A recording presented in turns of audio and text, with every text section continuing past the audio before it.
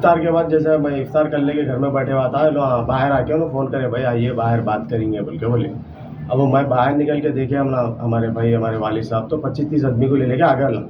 पूरे घर के रिलेटिव है, समझो भांजे भतीजे जो भी उनके रिश्तेदार हैं पूरों को लेके, आस पड़ोस के जो उनके साथियाँ दोस्ता हैं पूरों को ले लेके उन्होंने आ गए।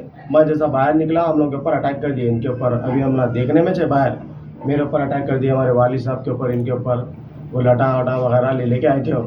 विद सिटी डेवलपर्स की खास पेशकश, जहांगीर पीर दरगाह से 2 किलोमीटर पहले 6,000 रुपए पर स्क्वायर यार्ड, शमशाबाद एयरपोर्ट से कुछ ही दूरी, तो जल्द से जल्द हमसे रब्त अदा करें। With city developers private limited, behind choice function hall, VIP colony, Chandrayangutta, Hyderabad.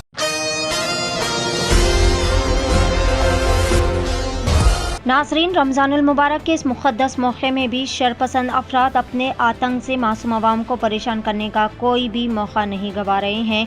गुज़िश्ता रात भी हुमायूं नगर पुलिस स्टेशन हुदूद के तहत हकीमपेट नियर हनुमान टेम्पल के पास में रहीम लीडर, डॉन गौस, तौफीक, जोएब, शोहेब, फैसल, फयाज नामी इन शरपसंद अफराद ने छोटी सी और मामूली सी बात पर अनवर खान और इनके फर्जंद आसिफ खान, मुनव्वर खान और मुजफ्फर खान पर जानलेवा हमला कर दिया। मुतासरीन का कहना है कि ये हमलावर, जो कि कुछ देर कबल ही इनके छोटे भाई से लड़ाई झगड़ा करके गए थे, और बताया कि बात करने के बहाने इन लोगों ने आकर इस तरह अचानक हमला कर दिया, जिसके नतीजे में इनके वालिद और ये दोनों भाई शदीद तौर पर ज़ख्मी हो गए।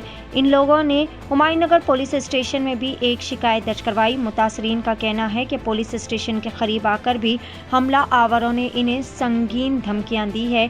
मीडिया कॉन्फ्रेंस से खुसूसी खिताब करते हुए मुतासरीन ने इंतबाह दिया कि हमला आवरों से इनकी जान को ख़तरा लाक है, लिहाजा हुमायूं नगर पुलिस और तमाम आला अहलकारों से इन लोगों ने गुजारिश की कि इनकी जान की हिफाजत को यकीनी बनाए। आइए जानते हैं इस खुसूस में मुकम्मल तफसीलात। पेश नुमाइंदा रिपोर्टर शेख वाहिद की एशियन TV न्यूज़ के लिए यह खुसूसी रिपोर्ट। मेरा नाम आसिफ खान है, ये हमारे भाई है शहबाज खान, मुजफ्फर खान हमारे छोटे भाई है।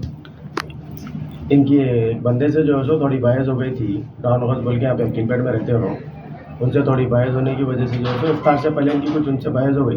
तो इफ्तार के बाद मेरे को इफ्तार से पहले मेरे को कॉल करके बोले कि भाई तुम्हारे भाई से ऐसा बहस हुई और जो है सो मारम पीटी हो गई थी इन दोनों के बीच में। इफ्तार के बाद अपन बात करेंगे भाई बोल के बोले उन्होंने। घर के पास आए, थोड़ा तमाशा वमाशा करके गए थे उन्होंने। इफ्तार के बाद जैसे मैं इफ्तार करने के घर में बैठे हुआ था, लो बाहर आके उन्होंने फ़ोन करे, भाई आइए बाहर बात करेंगे बोल के बोले। अब वो मैं बाहर निकल के देखे, हम ना हमारे भाई हमारे वालिद साहब तो 25-30 आदमी को ले लेके आ गए। पूरे घर के रिलेटिव है, समझो भांजे भतीजे जो भी उनके रिश्तेदार हैं पूरों को लेके, आस पड़ोस के जो उनके साथियाँ दोस्ता हैं पूरों को ले लेके उन्होंने आ गए। मैं जैसा बाहर निकला हम लोग के ऊपर अटैक कर दिए, इनके ऊपर अभी हम ना देखने में चाहे बाहर मेरे ऊपर अटैक कर दिया, हमारे वालिद साहब के ऊपर, इनके ऊपर वो लटा वटा वगैरह ले लेके आए थे, ले लेके आके अटैक कर दिए। अटैक कर देने के बाद जो है सो उनके भौने साहब आए, जो यहाँ के MIM के सदर है रहीम भाई बोल के, उन्होंने पहले भी आए थे। जब पहले बहस हुई वक्त मैं देख के ख़त्म कराता हूँ बोले उन्होंने, बाद में फिर से आए उन्होंने, पहले ना आए आके अटैक करने के बाद फिर से आए, क्या भाई मैं आया तक ऐसा हो गया तो इसका मतलब क्या है बोले तो ला पहले से पूरा प्लान बना के प्लान के तरीके से आए, ला प्लान कर ले के आए बोले, ऐसी बात हुई। क्योंकि 5 मिनट के बाद उन्होंने आना, फिर उन्होंने पहले बात करके जाना, फिर जो है क्या है बोलते हम लोग यहाँ पहले 8-10 साल से मैं हमारे दोस्त है और एक सरान बोल के अजहर बोल के है, ना अपोजिशन पार्टियों से कांग्रेस से TRS से टिकट लेके इलेक्शन लड़े थे यहाँ पे कॉर्पोरेटर का। उसके बाद क्या हुआ बोले तो मैं इन लोगों को पूरों को ले गया कि MIM ज्वाइन कर लिया, MLA साहब से मिल के MIM ज्वाइन करने के बाद क्या हुआ बोले तो उन लोगों को कुछ तकलीफ हुई जैसा दिखा मेरे को। अपन MIM ज्वाइन कर लिए तो उन लोगों को क्या तकलीफ हुई क्या है नहीं मालूम। वो छोटे भाई की लड़ाई है, छोटे भाई के ऊपर देखो आप एक भी मारने लगे भाई, हम जैसा बाहर निकले हमारे ऊपर अटैक करें ला, उसकी वजह समझ में नहीं है। हमारी आज तक उनसे कभी लड़ाई नहीं हुई, कभी बहस नहीं हुई, हमारे ऊपर अटैक कर दे के ये बताना चाहेंगे ना कुछ दादागिरी गुंडागर्दी कर रहे लो। डॉन गौस बोल के बंदा यहाँ पे डब्बा चलाता, पान का डब्बा है उसका यहाँ पे।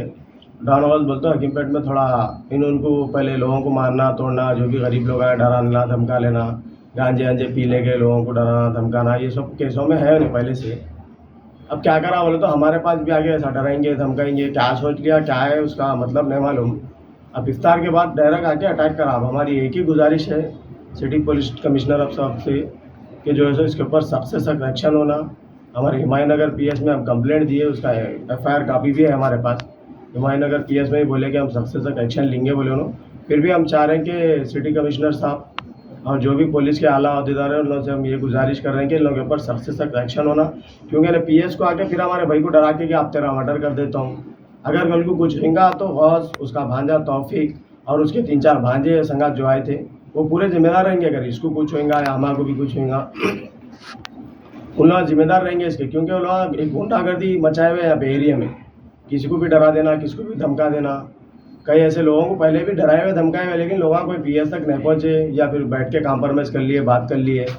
लेकिन ये हमारे साथ जो हादसा हुआ है, छोटा मोटा हादसा नहीं हुआ है।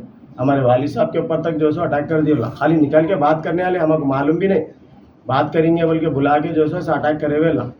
मेरी एक ही गुजारिश है, सदर साहब असद साहब से भी गुजारिश है मेरी, हम ना रिसेंटली असद साहब के पास ही जाके अब मैम ज्वाइन करें, फिर एमएलए साहब का ना आके जो है सो बात करके जो है सो ज्वाइनिंग हुए हम ना। सदर साहब से भी गुजारिश है कि पार्टी का ही रह के पार्टी के नाम खराब कर रहे लोग। पार्टी के भौने के भर्रे पे जो है सो साला रहीम बोल के लीडर है हमारे एरिया के, सदर है समझो ना मैम के, उन्होंने भी कोई पुराने नहीं है, नए ज्वाइन हुए सो उन्होंने भी। अब उन्होंने क्या कर रहे हैं बोलते हैं क्या साले वाले को ले लेके अब ये साला उनके भर्रे पे उड़ना नहीं मालूम या अपने आप पे उड़ना नहीं मालूम, लेकिन साला जो है सो आतंक मचाया हुआ है यहाँ पे, कई लोगों को मारे हुआ है, डराया हुआ है, धमकाया हुआ है।